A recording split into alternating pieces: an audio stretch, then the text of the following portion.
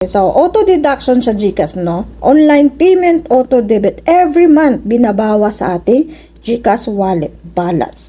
Ngayon, nakakairita kasi hindi mo na ginagamit or hindi mo na napapakinabangan yung website or yung apps na yon. Tapos, every month, binabawa sa inyong GCash wallet. Lalo, nakakairita yun. Lalo na pag gamit mo yung pera, tapos bigla na lang mawawala. Okay? So, ano nga bang dapat gawin dito?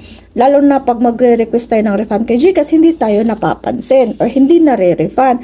Ano nga bang gawin? So, meron pa akong isang paraan, no? So, punta kayo sa merchant, pwede kayo mag-request ng refund doon kung totoong hindi nyo na napapakinabangan yung apps nila or hindi mo na ginagamit yung apps nila. Halimbawa, Canva or CapCut. Ano pa ba mga website niya na meron mga subscription?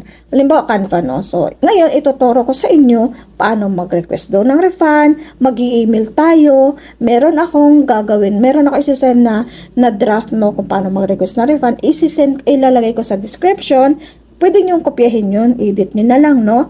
Tapos, okay, so susubukan natin na malay nyo baka ma-refund kung totoo pong hindi nyo na talaga napapakinabangan yung website. Okay?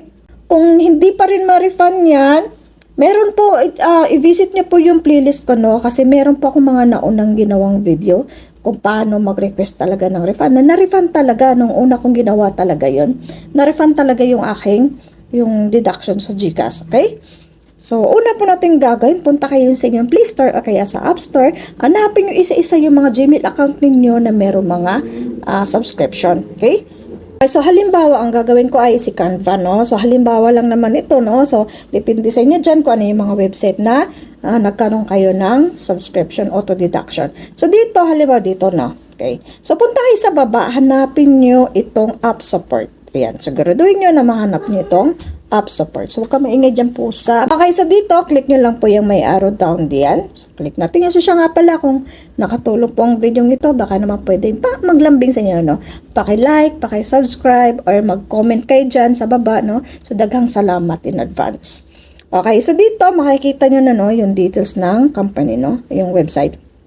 Okay, so dito, so mag-i-email tayo. Ayan, meron siyang email, no, na nakalagay dito. So, mag-i-email tayo ngayon. Ayan, click natin yan. Magda-direct yan dito. Okay, so dito, ang subject natin ay request for refund. So dito sa may subject, no, so kopyahin nyo lang to, no, kind request for refund or a new subscription, pwede nyo kopyahin yan. So lagay ko lang sa description, no, edit nyo na lang. Okay, ang next ay dito sa compose email. So meron din akong ginawang draft na dito, no. So pwede nyo kopyahin ulit to, pwede nyo i-edit na lang, no. Ayan.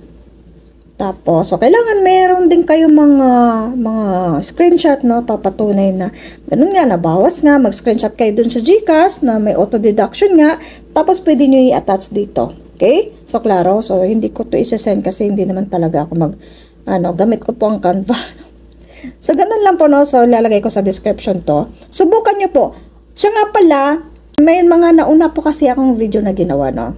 Pwede kayong i-check nyo sa playlist. Kasi meron doon iba't ibang mga complete guide kung paano mag-request ng refund. Okay? Kung paano mag-cancel ng subscription, ganon.